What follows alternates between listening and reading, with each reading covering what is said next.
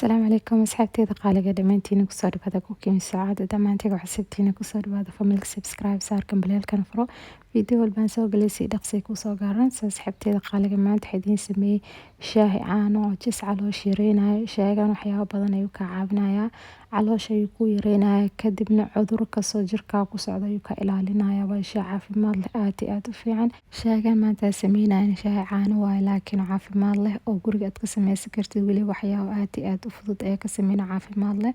marka videogan isagoo dhameystiran waxaan soo galiyay channelka qurxinta asxaabta wali arkay channelka qurxinta ku soo dhawaa linkiisa waxaan soo gelinaa videogan hadaan soo gelinaa comment ka dhexdeeda linkiga pinaya saaraya linkaas markaa taabtid maxay ku geenaa channelka qurxinta sidaas soo booq kartaa marka shaygan oo caafimaadka leh maanta idin sameeyay waxaan rajeynayaa inaad ka faa'iido doontiin waa shay waxyaabo badan iga caawinayo insha Allah marka channelka kala aad ka fiirsatid waxyaabaha dhan hal idigu sheegi doona